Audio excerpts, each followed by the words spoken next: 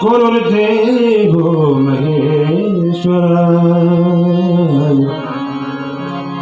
गुरुर्साक्षात् परब्रह्म तस्मै श्री गुरुवे नमः।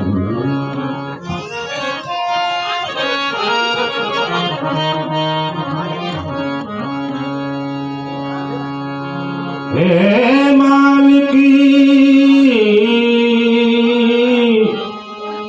मालिक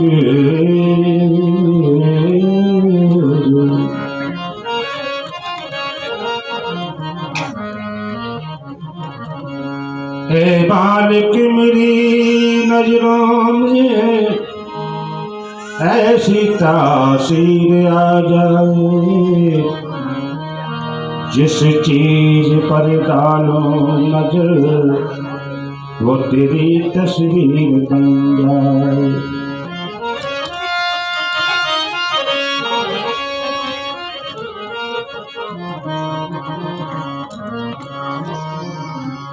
हे मालिकी मेरी नजरों में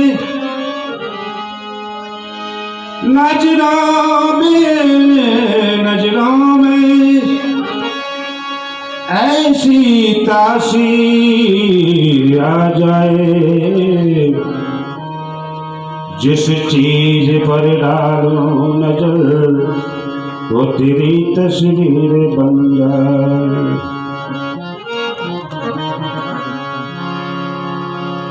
मेरे हृदय में एक कमल भक्ति का खिल जाए। मेरे हृदय में कमल एक भक्ति का खिल जाए।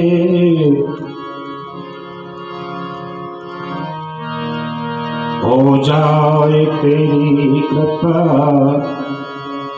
तो मेरा बेड़ा पार हो जाए। बसे यूं नैन के अंदर बसे यूं हृदय में गुरुवर सूरत आपकी बसे यूं नैन के अंदर जैसे रेखा काजल की।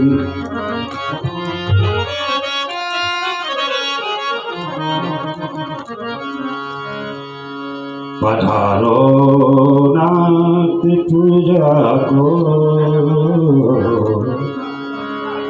पधारो नाथ पूजा को हृदय मंदिर सजाया है। पधारो नाथ पूजा को हृदय मंदिर सजाया है।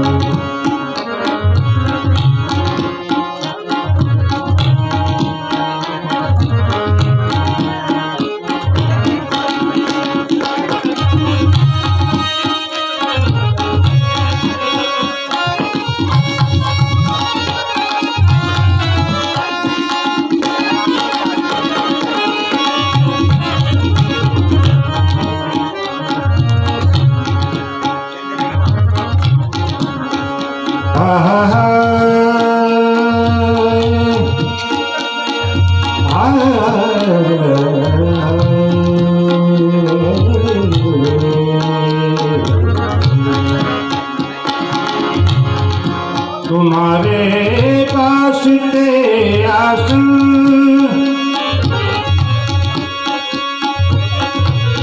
हिमाल मल का बिछाया है। तुम्हारे पास ते आसन हिमाल मल का बिछाया है। मल का बिछाया पधारो नाते पूजा को पधारो नाते पूजा को हृदय मंदिर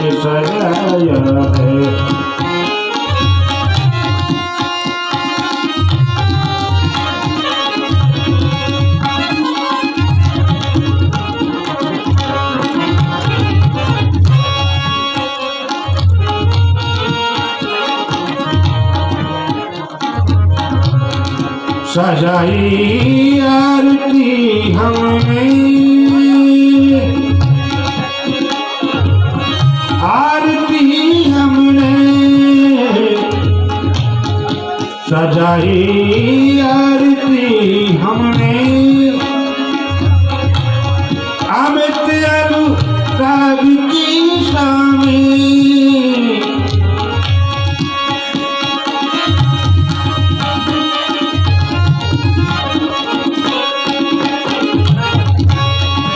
सजाई आरती हमने। अमित अनुराग की स्वामी नया वेद की कविता, नया वेद की कविता परम रचि कर बनाया है, परम रुचि कर बनाया है। पधारो नाथ पूजा को, पधारो नाथ पूजा को, हृदय सजाया।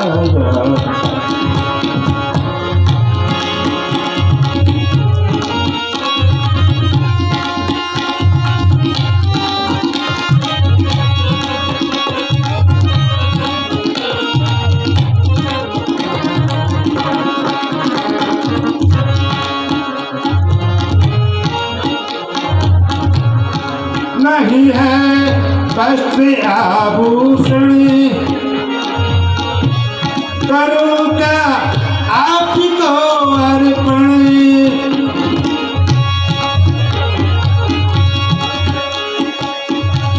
नहीं है वस्त्र आभूषण करो क्या आपको अर्पण, करो क्या आपको अर्पण।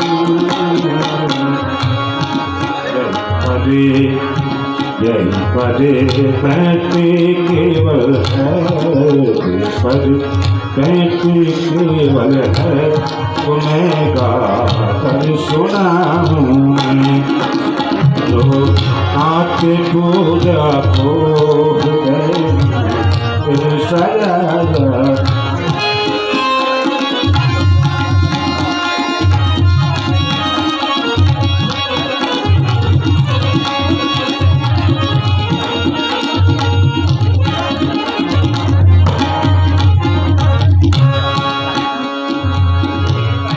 पधारो नाथ पूजा को, पधारो नाथ पूजा को, हृदय मन सजाया है।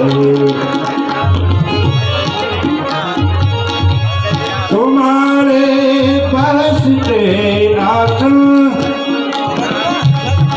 तुम्हारे पास ते आसन, विमल बल का बिछाया है तुम्हारी।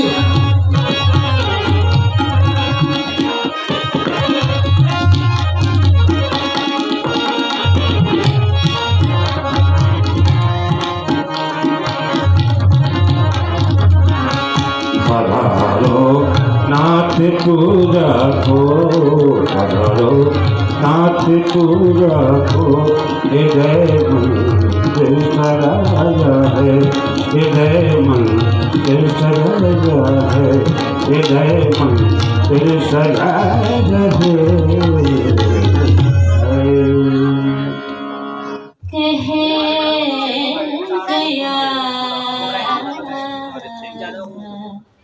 कर गया खोल अरे गिनता गिनता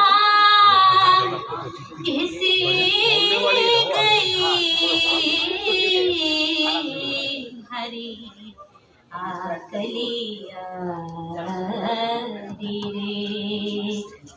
प्यारे दर्शन दीजिए प्यारे दर्शन दीजिए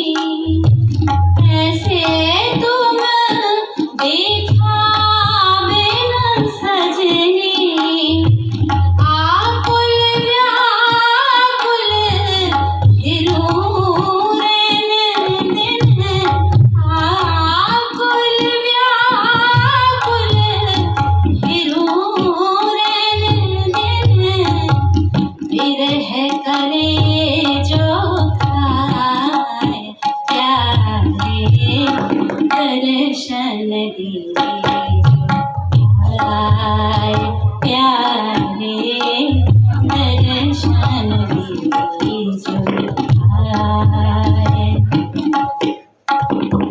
दिवस न भूख नींद नहीं रहना, वो दिवस न भूख नींद नहीं रहना, मुख से कथन न आवे बेना, दिवस न भूख नींद नहीं रहना, मुख से कथन न आवे बेना, कहा कहूँ कछु कहत न आवे, कहा कहूँ कछु कहत न आवे, मिलकर तपत बुझाए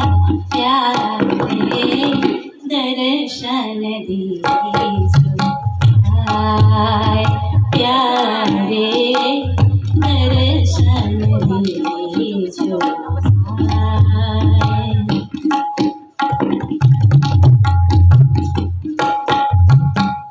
क्यों तरसाओ अंतर जामी, आए मिलो करुणा कर स्वामी, क्यों तरसाओ अंतर जामी, आए मिलो करुणा कर स्वामी, मीरा दासी जन्म जन्म की घड़ी तुम्हारे पास, प्यारे दर्शन दीजो आए, प्यारे दर्शन दीजो आए। तुम बिन रहो न जाए प्यारे, तुम बिन रहो न जाए प्यारे दर्शन दीजो आए।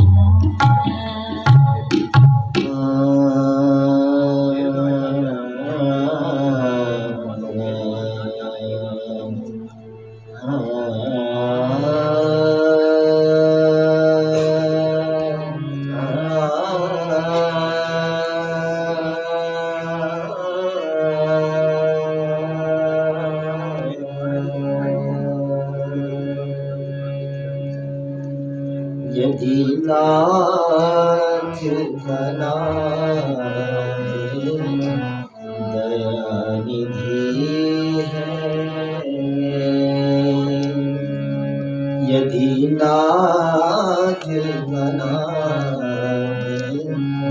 दयानिधि है, तो दया ही करेंगे कभी ना कभी,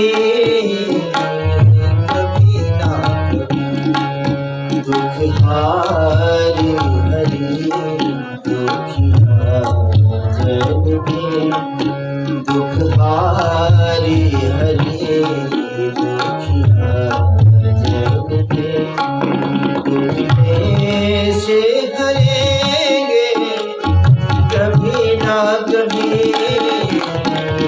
कभी ना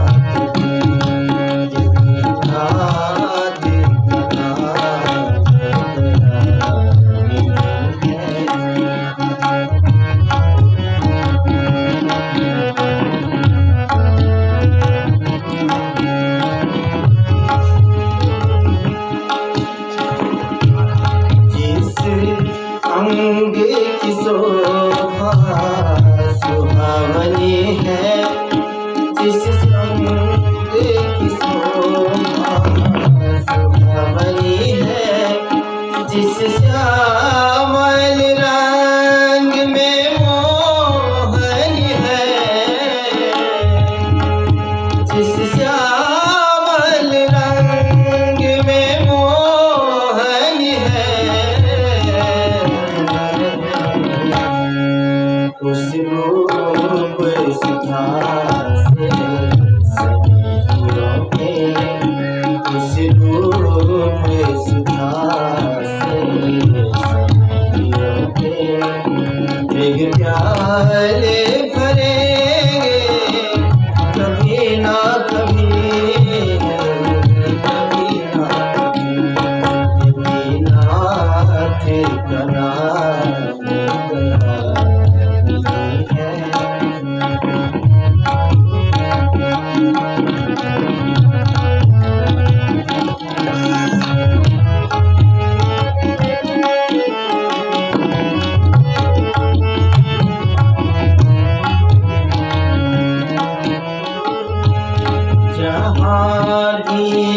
निषाद का आदर है, जहाँ व्याध अजामिल का घर है,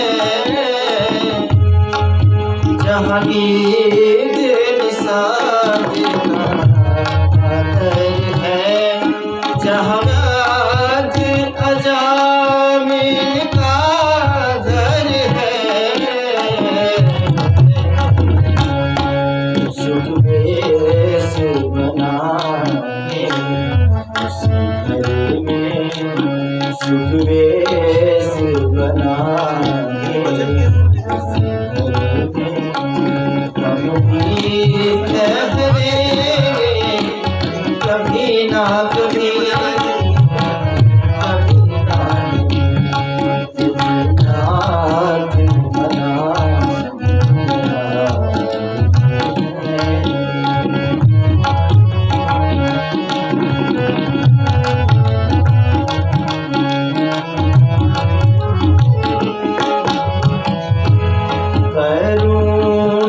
निधि नाम सुनाया जिन्हें, करुणामृत पान कराया जिन्हें,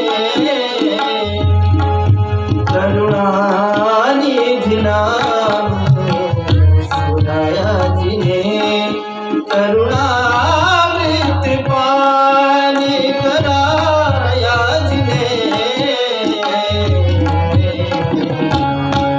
सरकार अदालत ये गवाह, सरकार अदालत ये गवाह, सभी ठहरेंगे कभी ना कभी, कभी ना कभी, नाथ बना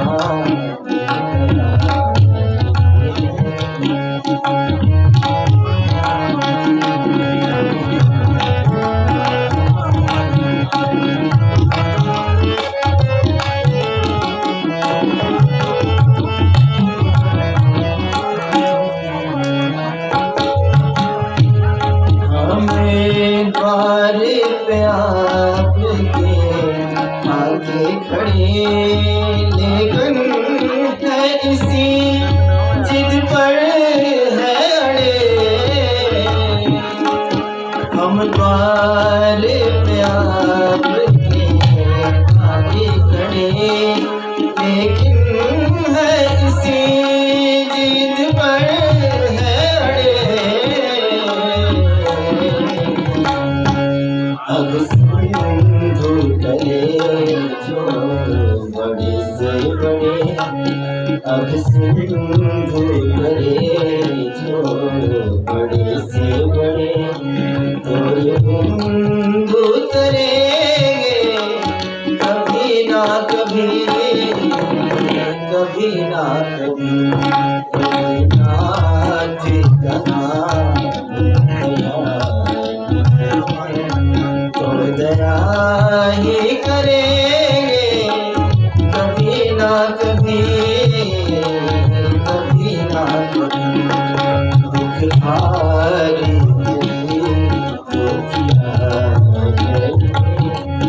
दुख हारी दुखिया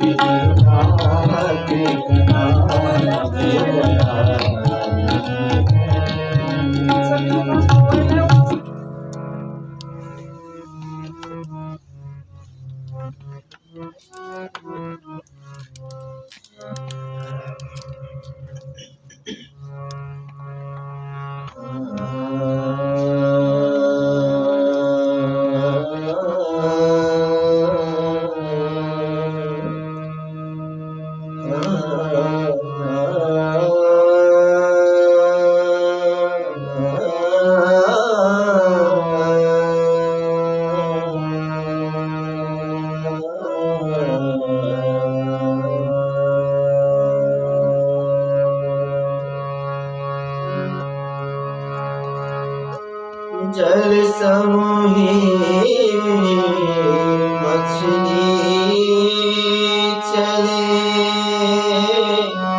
बहे जाते गजरा जो जाके शरणों पड़ा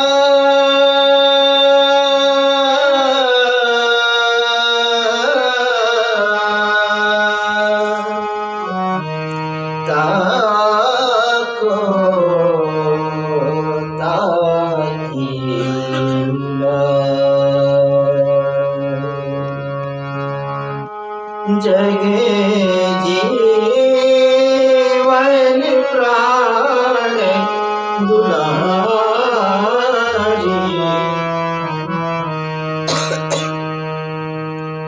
संगति शरण प्रभु जी संगति शरण जगे जीवन राम मुरारी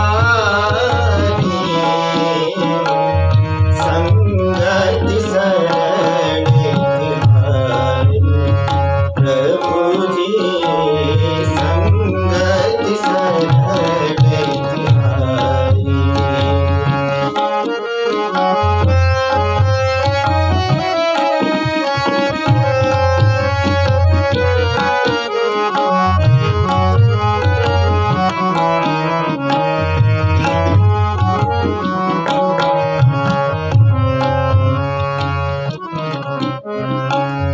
गली गली को जल बह आयो सुर सरिमाही समायो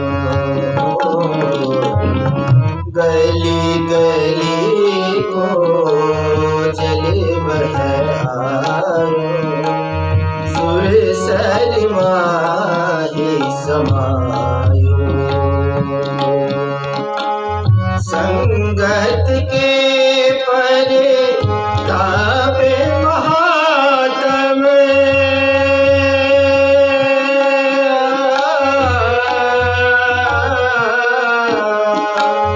संगत के परे तापे महात्म नाम गंगोदक पायो संगति शरण तिहारी प्रभु जी संगति शरण तिहारी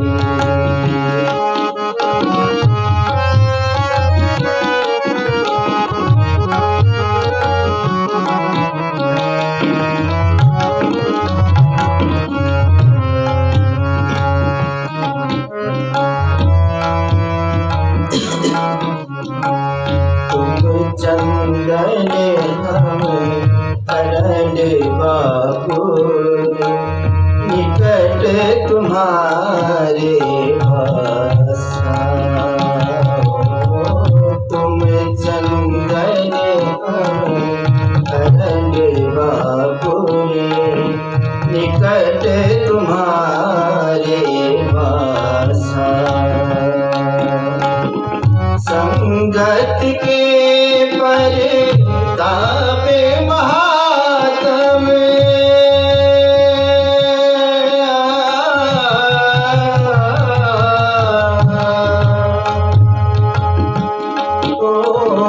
संगत के परे तापे महात्म आए बास सुभाषा संगत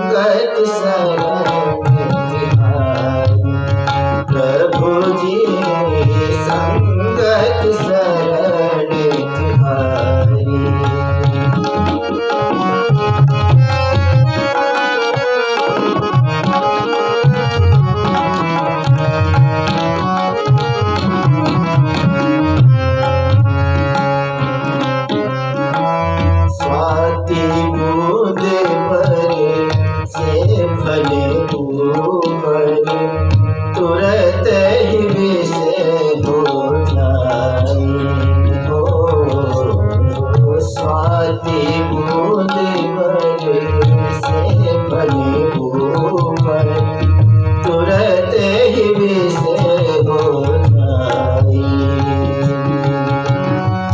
वाही बूंद से मोती निपजे,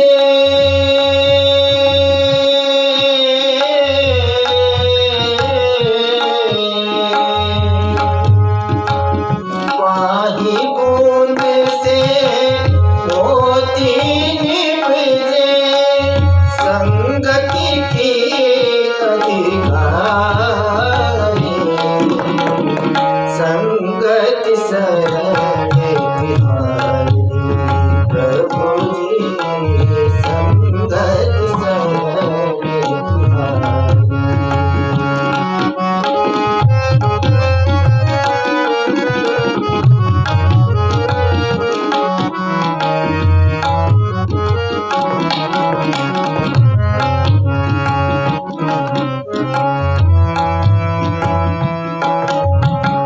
जात भी बोझी कर्म भी बोझी, ओछा का सब हमारा हो। जात भी बोझी कर्म भी बोझी, ओछा का सब हमारा। नीचे से प्रभु ऊंच कियो है,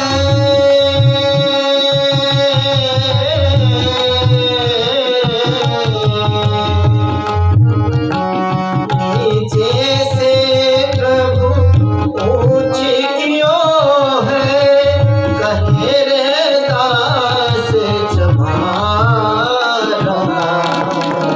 संगत शरण तिहारी। प्रभु जी संगत शरण तिहारी।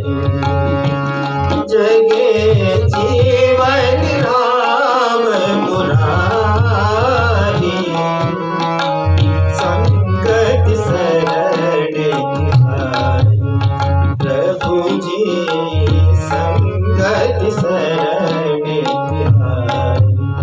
प्रभु जी संगत शरण तिहारी। आज आप ही की वाणी को पुनः स्मरण कर रहे हैं। आप हम सब पर कृपा करें।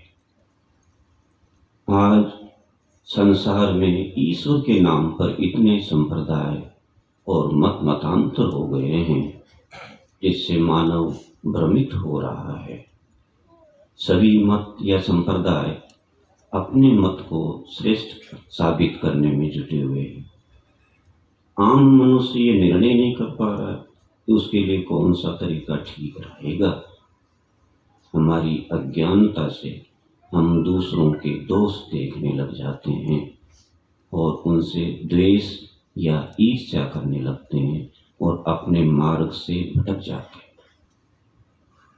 जीव जब माता के गर्भ में रहता है उस समय उसका कोई नाम या रूप नहीं होता। जन्म लेते ही उसका रूप हमारे सामने आता है और बाद में उस रूप को पहचान करने के लिए परिवार वाले किसी पंडित को पूछकर उसका नाम XYZ रख लेते हैं। मान लीजिए गोपाल नाम रख लिया, अब उसे गोपाल नाम से बुलाने लग गए। अब वह शिशु भी अपने को गोपाल मानने लगा और उसी नाम से पुकारने पर बोलने लगता है, हर्षित होता है। उसके सभी व्यवहार उसी नाम से होने लगते हैं। वह नाम उसको वह सबसे अच्छा लगता है। जब वह बड़ा होता है तब तक उसे अपने नाम से इतना लगाव या मोह हो जाता है कि अगर उस नाम की कोई निंदा कर दे तो वह बर्दाश्त नहीं होता और वह उससे द्वेष करने लगता है। और जो कोई उस नाम का आदर या सम्मान करता है तो उससे राग उठ जाता है। बस यहीं से वह जीव राग द्वेष में फंस जाता है।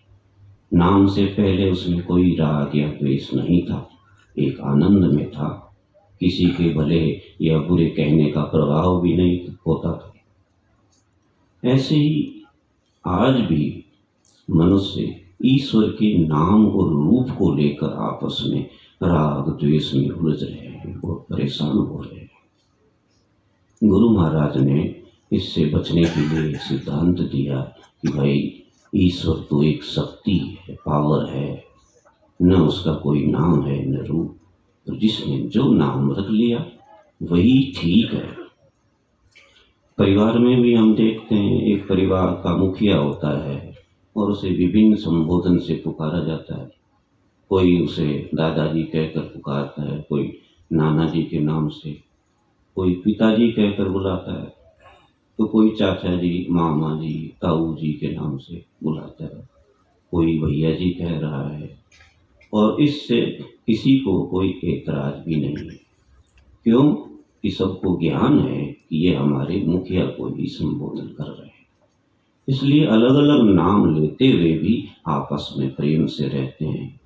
इसी प्रकार जिस समय हमें ईश्वर का ज्ञान हो जाएगा, उस समय हम जान जाएंगे कि सभी नाम और रूप उसी एक परमपिता परमात्मा के ही हैं।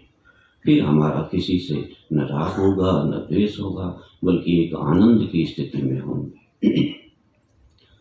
हम बार बार लोगों से सुनते आ रहे हैं कि ईश्वर दर्शन के लिए कठिन तप करना पड़ता है, गृहस्थी त्याग कर जंगल में एकांत सेवन करके किसी पर्वत कंदरा में बैठ करके साधना करनी पड़ती है, भूमि पर सोना, व्रत उपवास आदि द्वारा शरीर को सुखों से वंचित रखना होता है, लंबे समय तक मौन रहना होता है। ऐसी अनेक बातें सुन सुनाकर जिज्ञासु ईश्वर दर्शन की चाहना होते हुए भी कठिनाइयों को देख करके पीछे हट जाता है। ऐसे लोगों के लिए गुरु महाराज ने एक बहुत सुंदर बात बताई कि उसको प्राप्त करने के लिए गृहस्थी त्याग कर जंगल में भटकने की आवश्यकता नहीं है, वह तो घर में रहने पर भी प्राप्त हो सकता है।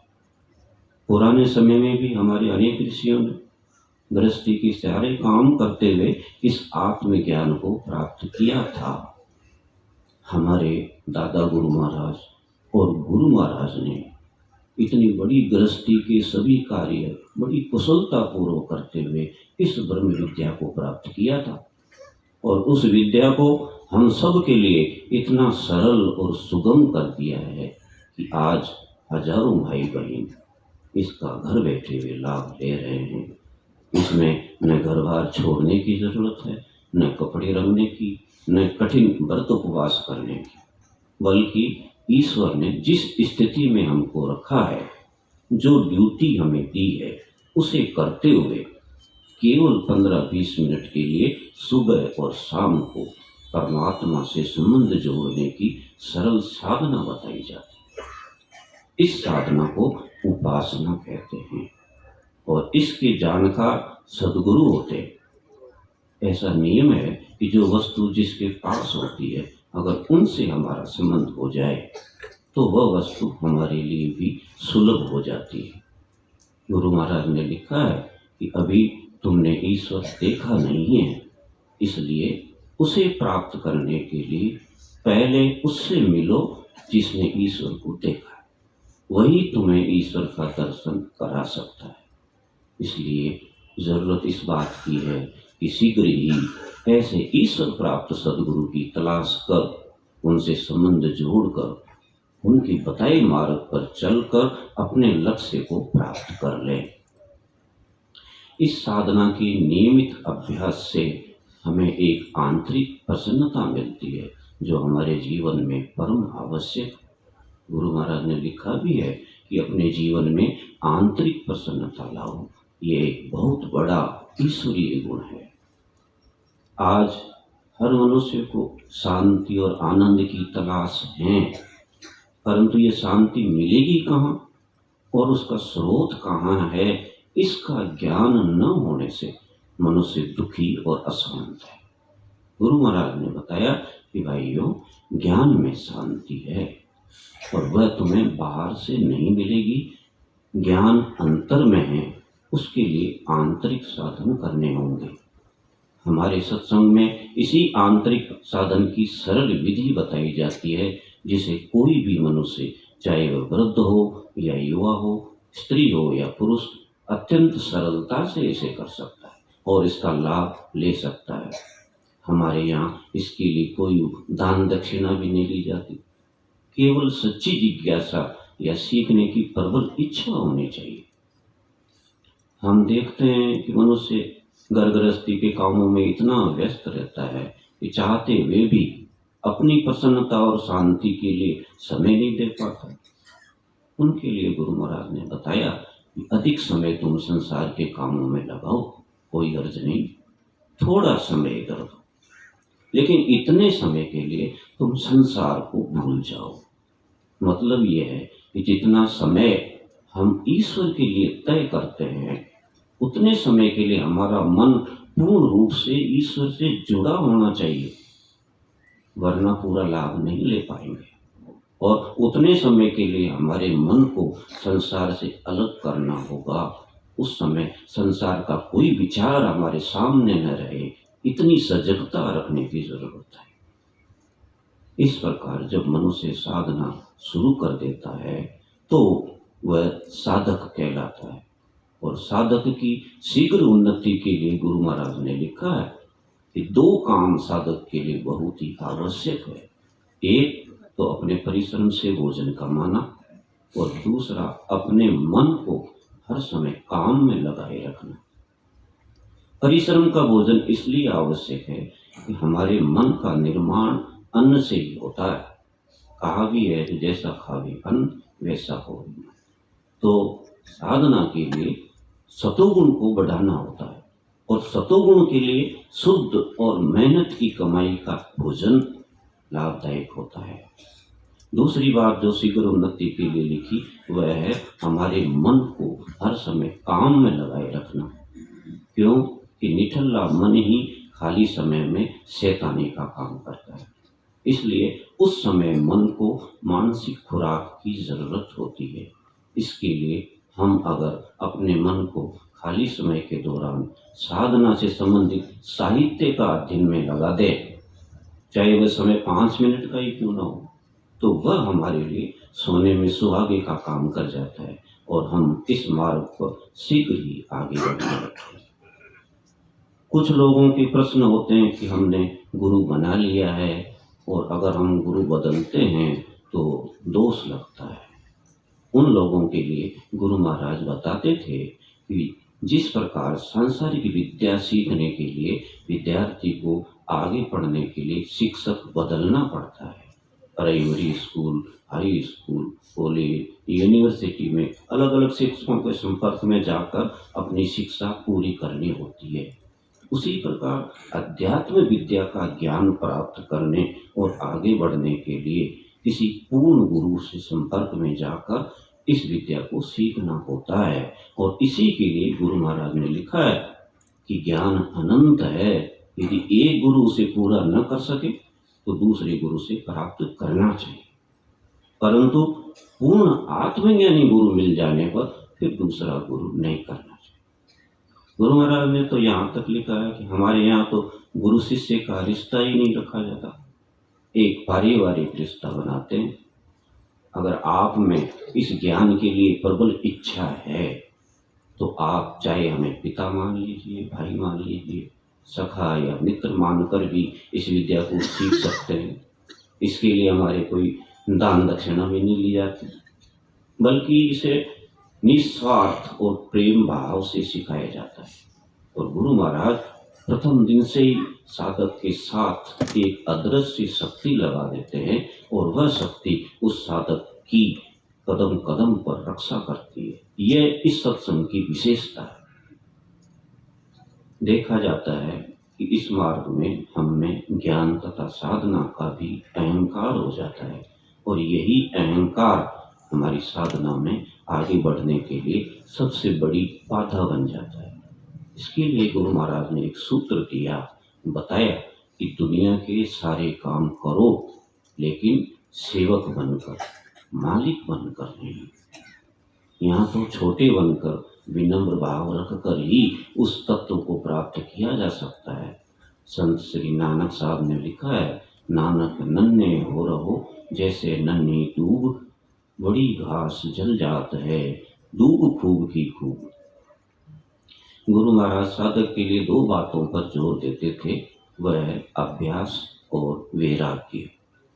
साधना जो सिखाई जाती है उसको सुबह और शाम नित्य नियम से करना अभ्यास कहलाता है, और अपने मन के लगाव को संसार के विषयों से हटा लेना ही वैराग्य कहलाता है। हम अपना संबंध प्रतिदिन संसार और संसार की वस्तुओं से मैं और मेरे के रूप में जोड़ते रहते हैं। मेरा शरीर, मेरा परिवार, मेरी पत्नी, मेरा घर, मेरा धन, ये काम मैंने किया, ये घर मैंने बनाया, मैं इसका मालिक हूँ, मैं इतना धन कमाता हूँ, इत्यादि इत्यादि। इसके द्वारा हम अपने मैं और मेरे के भाव को पक्का करते रहते हैं, और यही मैं और मेरे का भाव हमें इस संसार के बंधन में इतना जकड़ देता है कि इससे छुटकारा पाने का विचार ही नहीं बनता, और संसार का यही लगाव हमारे दुखों और बंधन का कारण बन जाता है, और हम अशांत और दुखी हो जाते हैं। यह हमारा ही पक्का किया हुआ मैं और मेरे का बंधन कैसे हटे और हम इस बंधन से कैसे मुक्त हों, इसके लिए गुरु महाराज ने बहुत ही सुंदर उपाय बताया कि भाई संसार में मेहमान बनकर रहो, यहाँ की हर वस्तु किसी और की समझो, मैं और मेरा छोड़कर तू और तेरा का पाठ सीखो। हम देखते हैं हमारे घर में जब कोई मेहमान आता है तो अच्छा खाना खाता है, अच्छे कपड़े पहनता है, टीवी, फ्रिज, गाड़ी, सवारी, बाग बगीचे, सारी सुविधाओं का उपयोग लेता है, फिर भी उसके मन में किसी वस्तु के प्रति लगाव नहीं होता। क्यों? क्योंकि वह जानता है कि ये वस्तु में मेरी नहीं है, और ये भी ख्याल रहता है कि मुझे 2 दिन बाद यहाँ से जाना है। अगर यही भाव हम अपने घर में रहते हुए हमारे जीवन में अपना लेवें तो यहाँ मुझे जो कुछ मिला है वो मेरा नहीं है, मेरे गुरु या परमात्मा का है, और मैं तो केवल उनकी दी हुई वस्तुओं का उपयोग कर रहा हूँ, और जाते समय ये सब यहीं छोड़कर जाना है। गुरु महाराज की इस एक सूत्र को भी अगर हम व्यवहार में अपना लेवें तो निश्चय ही हम इसी जीवन में बंधन से मुक्त होकर जीवन मुक्त अवस्था को प्राप्त कर सकते हैं। ऐसे समर्थ गुरु के दरबार में हम और आप बैठे हैं। आपसे यही प्रार्थना है कि प्रभु, हम अज्ञानी और माया के बंधन में जकड़े हुए हैं, आप ही कृपा करके इस माया के बंधन से मुक्त करा सकते हैं। हमें इतनी शक्ति दीजिए कि हम आपके बताए मार्ग पर सार से सुन रहे थे। ये अध्यात्म जगत का पूर्ण सार है। आज अत्यंत प्रसन्नता हो रही है कि बड़ी अंतराल के बाद में कोटा में ये आध्यात्मिक सत्संग हो रहा है। मैं सिलसिले के समस्त पूर्व पुरुषों को आह्वान करता हूँ कि वो पधारें, हम सबको आशीर्वाद दें, हम सबका कल्याण करें। कोटा में परम पूज्य समर्थ गुरु डॉक्टर चतुर गोसाई जी महाराज पधारे थे। यहाँ पहले जज साहब की पोस्टिंग थी तो उनके यहाँ सत्संग होता था। वहाँ पे एक चौबे जी महाराज आते थे। उनको उनके गुरु दिनकर जी महाराज थे। तो दिनकर जी महाराज का जब शरीर पूरा हो गया तो उन्होंने चौबे जी ने इनसे पहले बात करी तो उन्होंने कहा कि मैं तुम्हें दूसरे रूप में दर्शन दूंगा और तुम्हारी साधना चलती रहेगी। और यही हुआ। चौबे जी महाराज जब जज साहब के यहाँ सत्संग में बैठे और जब गुरु महाराज सामने विराज रहे थे तो उनको गुरु महाराज में दिनकर जी महाराज के दर्शन हो रहे थे। बार बार वो उनको देख रहे थे। और अंत में परम पूज्य गुरु महाराज ने यही बोला कि वे तुमने अभी तक मेरे को पहचाना नहीं। तब उनको लग गया कि नहीं, वही मेरे गुरु, वही उसी रूप में, इस रूप में आ गए। उसके बाद में सिलसिले के और भी परम पूज्य बड़े भैया साहब, परम पूज्य प्रेम मूर्ति छोटे भैया साहब, परम पूज्य पंडित जी महाराज, माँ जिया, सभी निरंतर आते रहे। टूला से दोनों बाबूजी भी निरंतर कोटा के अंदर आशीर्वाद देने पधारते थे। एक लास्ट जो भंडारा जिसमें परम पूज्य पापा जी पधारे थे, उसमें उन्होंने एक बात कही थी कि ये तो बिल्ली के भाग का छिक्का टूटा। हुआ ये कि जोधपुर का भंडारा फिक्स था, वो किसी कारणवश कैंसिल हो गया और अचानक कोटा का बन गया और उन्होंने हम सबको कृतार्थ किया। अब कहते हैं कि कोई भंडारा किसी एक आदमी के लिए होता है।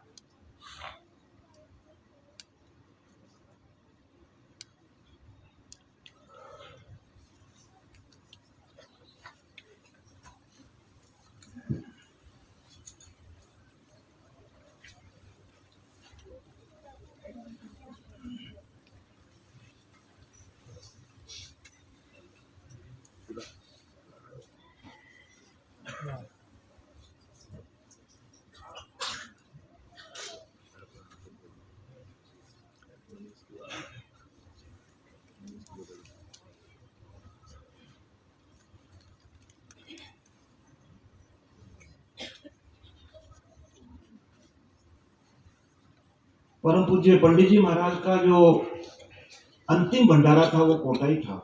उस टाइम चौबे जी महाराज यहाँ उपस्थित थे। उसके बाद तो फिर उनके बीमार हो गए, काफी अंतराल तक बीमार रहे, लेकिन उनका अंतिम भंडारा कोटा में ही था। हम स्वागत करते हैं हमारे दिव्य परिवार के सदस्य परम पूज्य अमित भैया साहब, परम पूज्य मोहित भैया साहब, परम पूज्य सौरभ भाई साहब, सभी आचार्यगण, परम पूज्य घनश्याम जी चाचा जी, श्री अखिलेश जी, श्री ब्रजकांत जी देवगढ़ से पधारे हैं, परम पूज्य वीरेंद्र सिंह जी अजमेर से पधारे हैं, वकील साहब, श्री नोएडा से परम पूज्य जिया जी पचौरी जी पधारे हैं, बीकानेर से कृष्णकांत पारिक और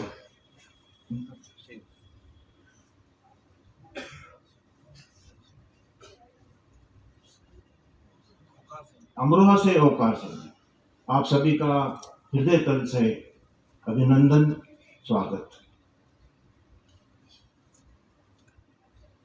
भरतपुर से बिलजिंदर जी, आप सभी का हृदय तल से स्वागत है। परम पूज्य गुरु महाराज ने जो साधना दी है वो निष्काम प्रेम की साधना है। गुरु महाराज फरमाते हैं कि पहली सिटिंग में ही एक प्रेम की बूंद हर साधक के हृदय में डाल देते हैं और वो मौका पाकर के पल्लवित पुष्पित होती रहती है और पल पल उनकी याद आती रहती है। वैसे शास्त्रों में स्पष्ट शब्दों में लिखा हुआ है कि ये मानव जन्म जो हमें मिला है, ये हमें इस आवागमन के चक्कर से पीछा छुड़ाने के लिए मिला है। किसी शायर ने दो सुंदर लाइनें लिखी हैं जिसमें इस जीवन का सार है। वो कहते हैं कि या तो दीवाना हंसे या तुम जिसे तौफीक दो, वरना इस दुनिया में रहकर मुस्कुराता कौन है। परंतु दुर्भाग्य ये है कि हम इस दुनिया में आके माया के चक्कर में ऐसे फंसते हैं कि हमें हमारा उद्देश्य ही हमें याद नहीं रहता कि हम यहाँ आए किस लिए थे। माया मोह के चक्कर में 10 तरह के अवगुण हमारे साथ लग जाते हैं और हम अपना रास्ता भटक जाते हैं। ये संतों की कृपा ही है जो हमें एक मार्ग हमें नजर आता है। सो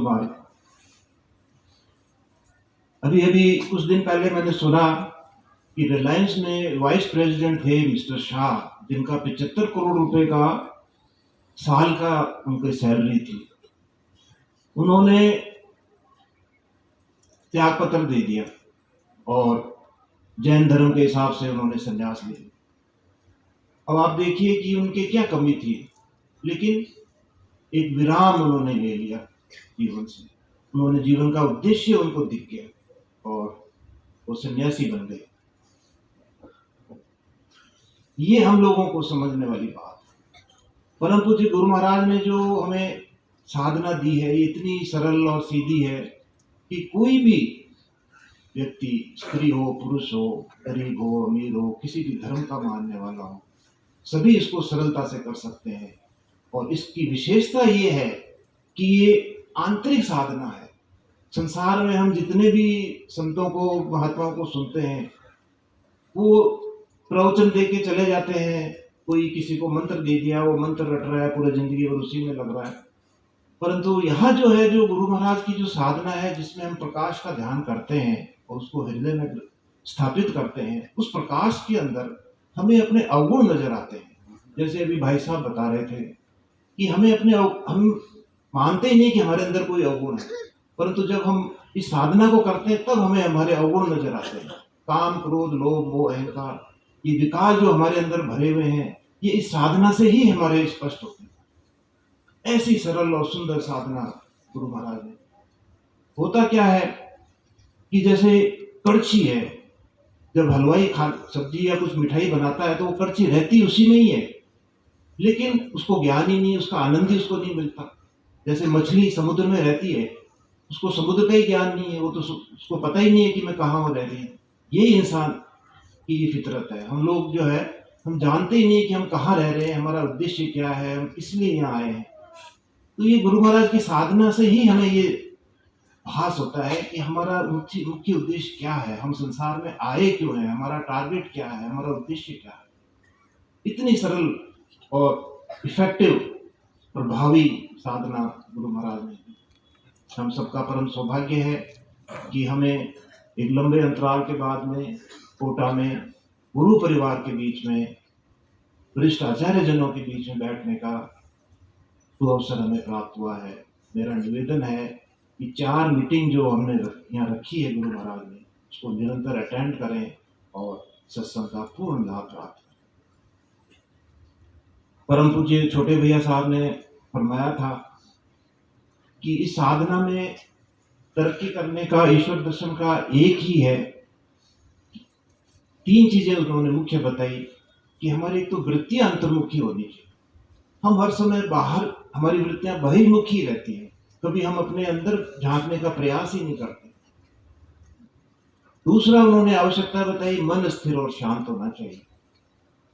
वो भी अत्यंत आवश्यक है। हमारा मन, आप कभी जब ध्यान करने बैठते हैं, जब नए भाइयों से मैं कह रहा हूँ, जब वो ध्यान करने बैठते हैं तो मन पता नहीं कहाँ से कहाँ दौड़ता चला जाता है, 1 सेकंड के लिए भी नहीं रुकता। परंतु गुरु महाराज की दी हुई साधना से यदि हम निरंतर करते रहे तो धीरे धीरे वो मन शांत हो जाता है। और तीसरी और महत्वपूर्ण उन्होंने फरमाया कि हृदय निर्मल होना चाहिए। ये 3 शर्तें उन्होंने बताई। ये हृदय निर्मल इस साधना से ही होगा, जब हमारे अंदर के विकार इस साधना से निरंतर करने से, वो विकार जब समाप्त हो जाएंगे, हृदय निर्मल हो जाएगा।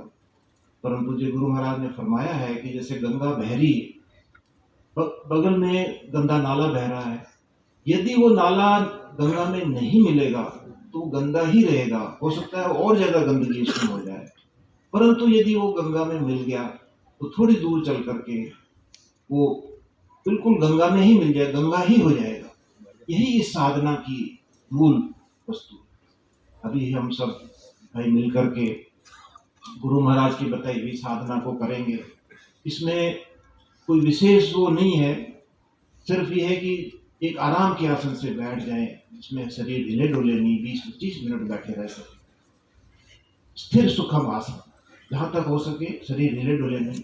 आंखें हल्के से बंद कर लें, जैसे सोते टाइम करते हैं, और ऐसा देखें कि सामने से परमात्मा का प्रकाश आ रहा है, हमारे हृदय में भर रहा है। हमारा हृदय उस प्रकाश से प्रकाशित हो रहा है और हम उस प्रकाश में लय होते चले। सत्संग की 2 प्रार्थनाएं होंगी, गुरु वंदना और स्तुति। सभी भाई मिलकर के एक स्वर में गुरु महाराज को निवेदन करें। प्रार्थनाएं समाप्त हो जाएंगी, ध्यान चलता रहेगा। जब परम पूज्य का आदेश हो तब ध्यान भंग करें। एक बार पुनः निवेदन करें, एक आराम के आसन से बैठे रहें, 20-25 मिनट उसमें हिले डुले बैठे रह सकते।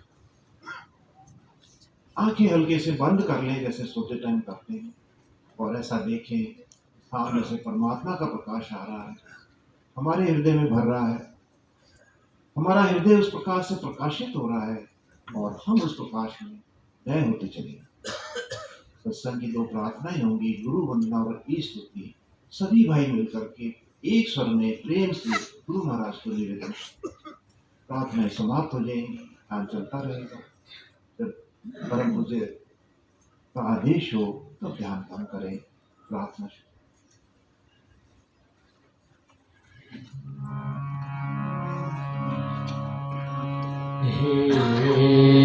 दीन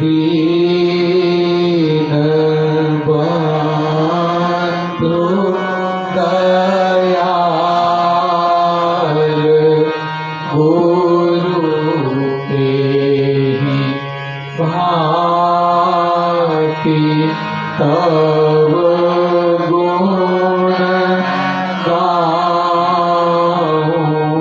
मैं तुम्हारे पवित्र चरित्र तेहि विधि नाथ कही के सुनाऊं मैं।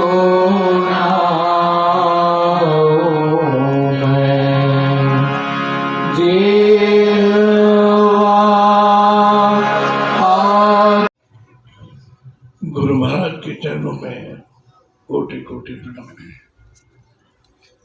अभी हम सब ने गुरु महाराज द्वारा बताई हुई ध्यान की क्रिया की और निश्चित रूप से हमने शांति का अनुभव किया, आनंद का अनुभव।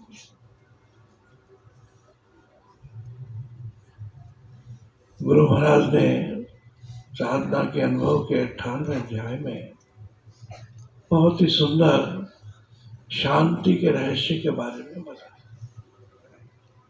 कि ये स्वाभाविक हर एक व्यक्ति का ये स्वभाव से ही वो शांति चाहता है, और शांति ही बताया गया है कि वही हमारा अंतिम लक्ष्य है,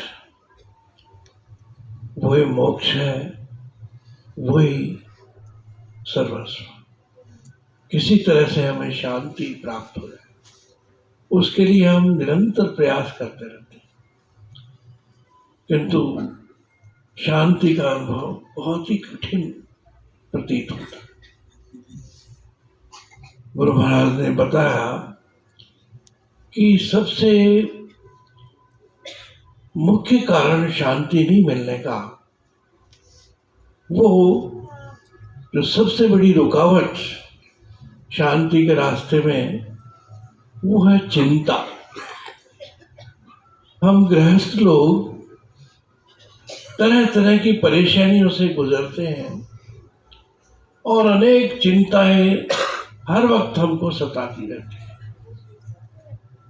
जब हम चिंताग्रस्त होते हैं तो न हमें भूख लगती है, न नींद आती है।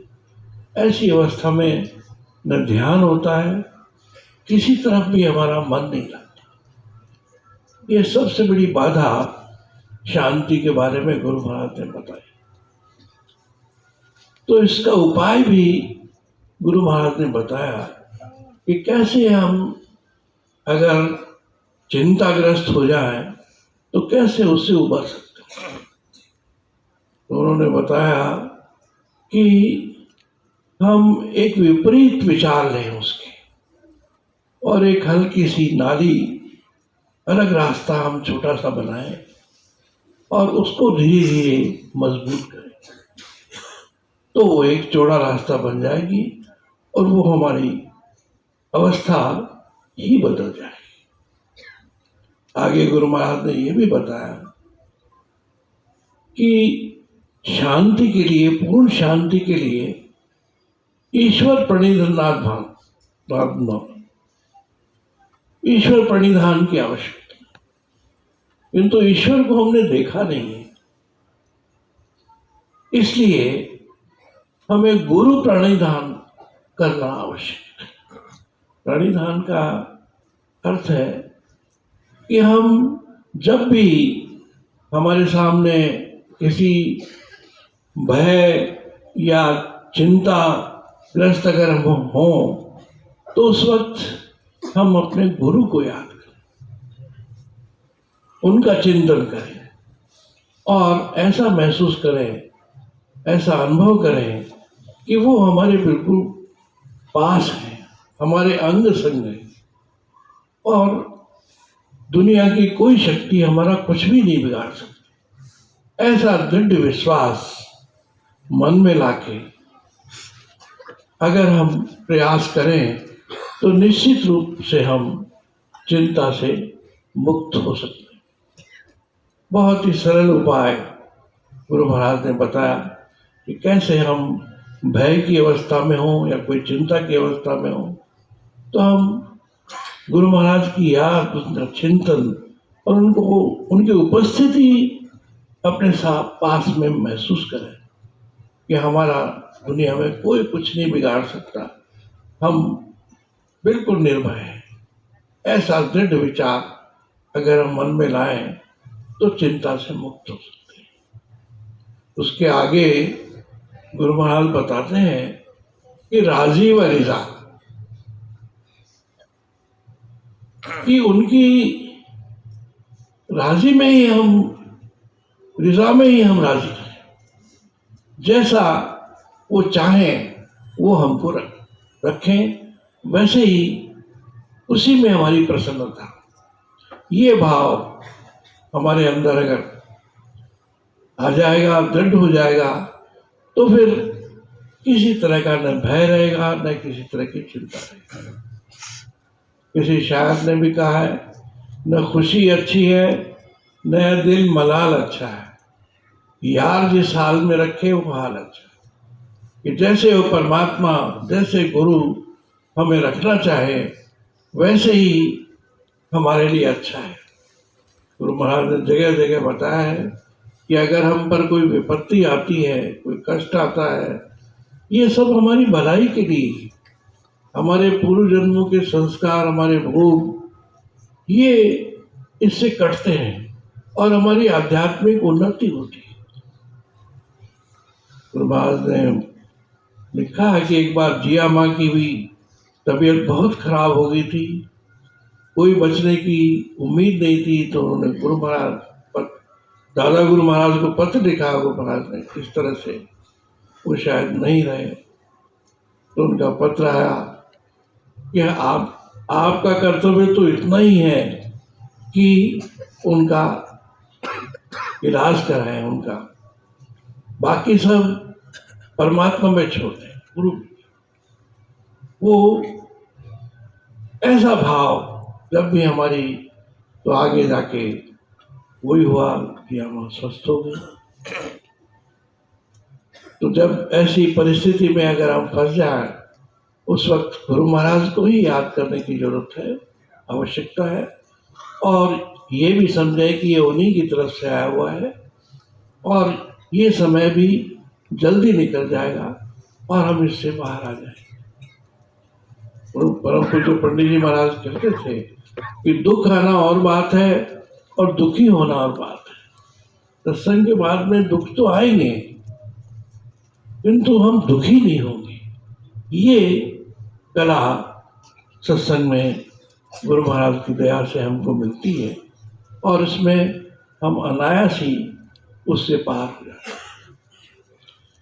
ये गुरु महाराज की साधना इतनी सरल है हम लोगों के लिए कि इसमें साधक को कुछ करने की आवश्यकता ही नहीं है। यहाँ साधक दृष्टा है और गुरु करता है। ये एक विशेष बात इस सत्संग, इसमें हमें जो कहा जाता है कि आप इस तरह से देखें कि परमात्मा का प्रकाश आपके हृदय में आ रहा है, तो हम केवल दृष्टा होकर देखते रहें, उसमें कर्ता नहीं बने। अगर हमारे विचार इधर उधर आते हैं तो उनको देखते रहें, धीरे धीरे वो अपने आप शांत हो जाए।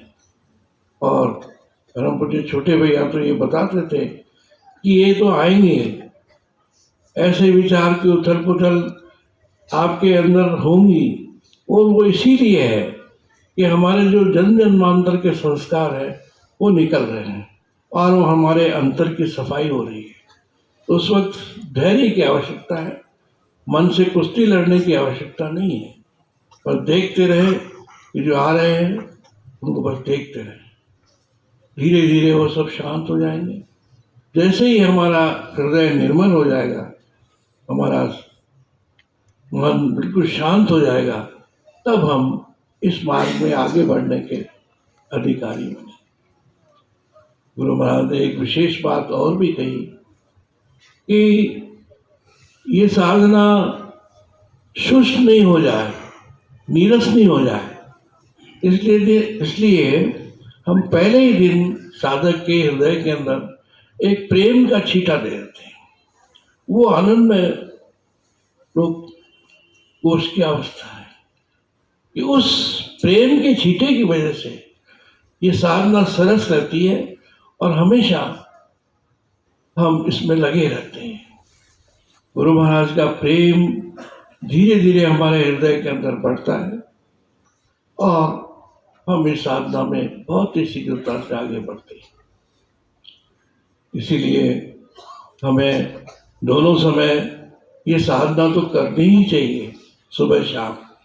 इसके अलावा चिंतन भी हमें अवश्य करना चाहिए। चिंतन में उनकी याद, उनका सुमिरन हर वक्त।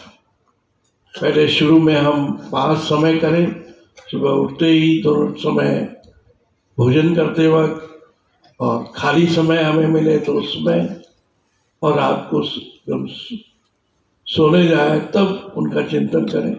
और धीरे धीरे इस चिंतन को हम आगे बढ़ाते रहें। चिंतन से हमारा संबंध उनसे जुड़ जाएगा, हमारी सुरती की धार उनसे जुड़ जाएगी, तो उनकी शक्ति, उनका प्रकाश, उनकी ऊर्जा हर वक्त हमारे हृदय के अंदर भरती रहेगी, क्योंकि हमारा सुरती की धार उनसे जुड़ी हुई। इसका अभ्यास धीरे धीरे बढ़ाना चाहिए। जितना हमारा अभ्यास दिन रात 24 घंटे अगर हम कर पाएंगे तो बहुत शीघ्रता से हम इस मार्ग में आगे बढ़ सकेंगे। किंतु याद उन्हीं की हम कर सकते हैं जिनसे हमारा प्रेम हो। ये प्रेम भी गुरु महाराज ही हमारे हृदय के अंदर डालते हैं। जैसा कहा, प्रेम की बूंद हम पहले दिन डालते, वो प्रेम भी उन्हीं से प्राप्त होता है।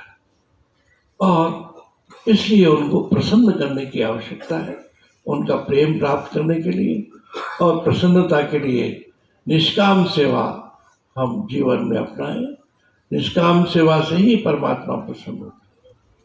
जब भी कोई हमें अवसर प्राप्त हो निष्काम सेवा का, तो अपनी यथाशक्ति सेवा, हमें निष्काम सेवा, मानव मात्र, जीव मात्र, और अगर गुरु के मिशन की सेवा का हमें अवसर प्राप्त हो, वो अवश्य करनी, उससे गुरु प्रसन्न होते हैं। इसके लिए गुरु महाराज का जो साहित्य है उसको हम ज़्यादा से ज़्यादा लोगों तक पहुँचाएं।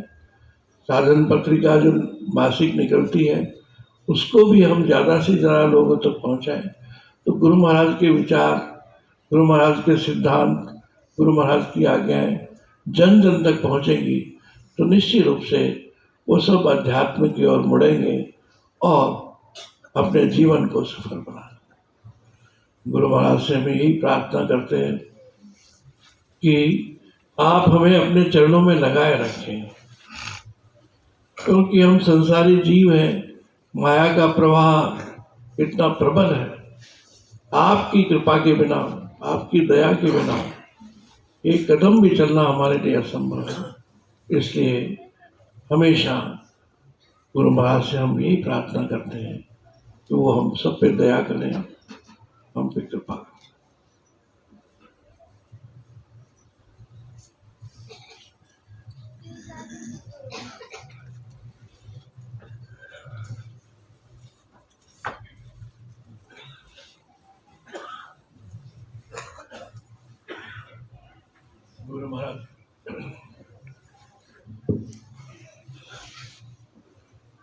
गुरु महाराज की साक्षात उपस्थिति है। गुरु महाराज का वचन है कि जहाँ भी पास भाई बैठ के मुझे याद करेंगे तो मैं निश्चित रूप से वहाँ उपस्थित हूँ। तो गुरु महाराज की साक्षात उपस्थिति है। ये नैवेद्य जो हमारी श्रद्धा का प्रतीक है, एक मिनट फिर ध्यान करके हम सब की, मानव मात्र, जीव मात्र की कल्याण की प्रार्थना करते हुए और हमारे शुभ कर्मों का फल भी उन्हें अर्पण करते हुए ये नैवेद्य गुरु महाराज को अर्पण।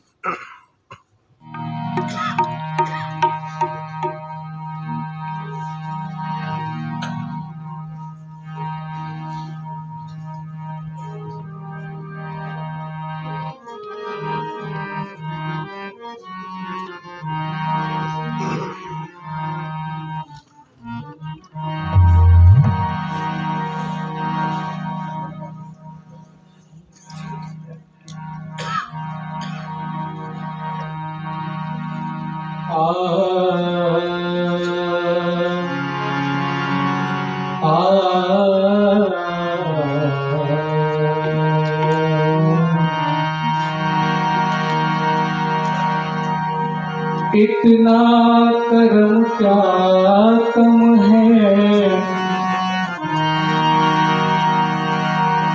इतना कर्म क्या कम है, चरणों में जगह दी,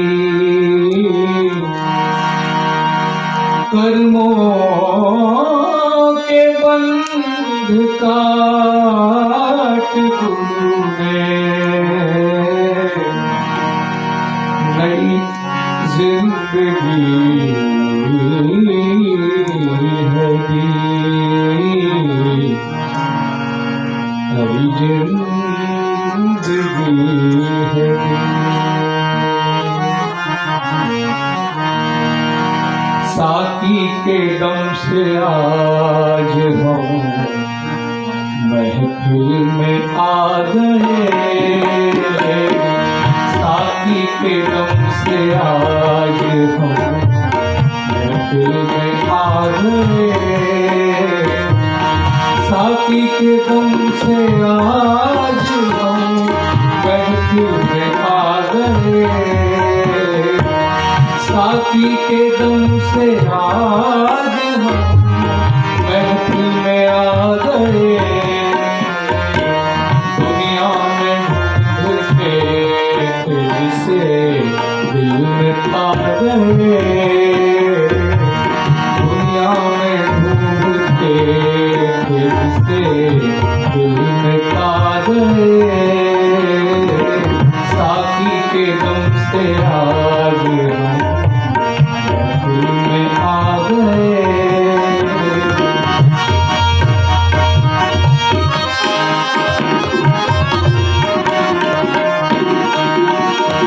पी करके एक और ही दुनिया में आ गए, पी करके एक और ही दुनिया में आ गए, कोई जहाँ के होश जहाँ को पा गए, कोई जहाँ के होश जहाँ खुद को पा गए, कोई जहाँ के होश जहाँ खुद को पा गए, साथी के दम से आज हम महफिल में आ गए, साथी के दम से आज हम महफिल में आ गए।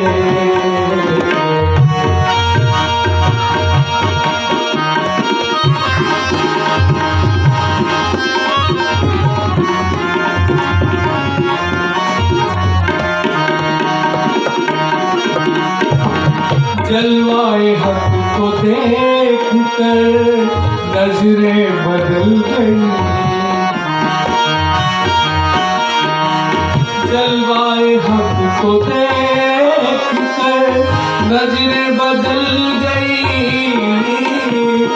जलवाए हक को देख कर नजरें बदल गई। नजारे और वो मेरे दिल में समा गए, नजारे और वो मेरे दिल में समा गए, नजारे और वो मेरे दिल में समा गए, साथी के दम से आज हम महफिल में आ गए।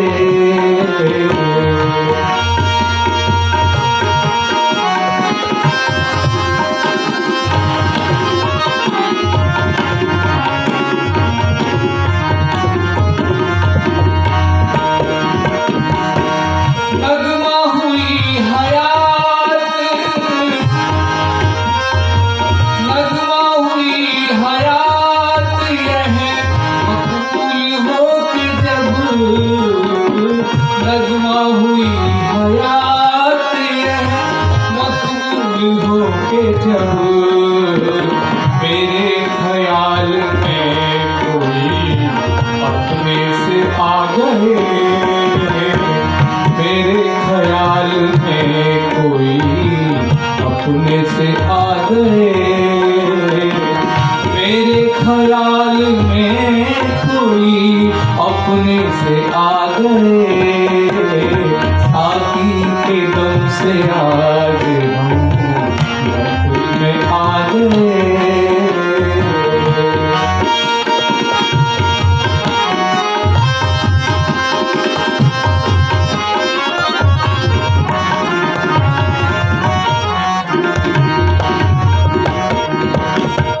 दुनिया से हट के पा गए दुनिया के राज को, दुनिया से हट के पा गए, दुनिया से हट के पा गए दुनिया के राज को, सब कुछ लुटा के इस तरह किस्मत बना गए, सब कुछ लुटा के इस तरह किस्मत बना गए, सब कुछ लुटा के इस तरह किस्मत बना गए, साथी के दम से आज हम महफिल में आ गए, साथी के दम से आज हम महफिल में आ गए।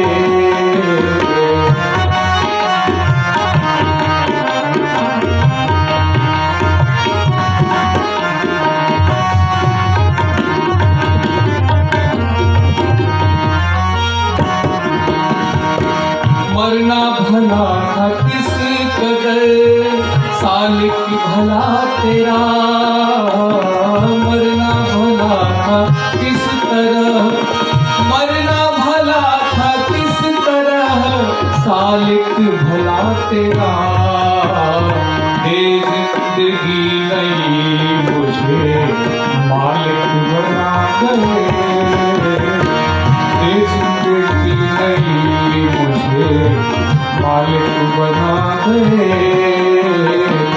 ये जिंदगी नहीं मुझे मालिक बना गए, साथी के दम से आज हम महफिल में आ गए, साथी के दम से आज हम महफिल में आ गए, साथी के दम से आज हम महफिल में आ गए। दुनिया में ढूंढ के फिर से दिल में पा गए, साथी के दम से आज हम महफिल में आ गए, साथी के दम से आज हम महफिल में आ गए।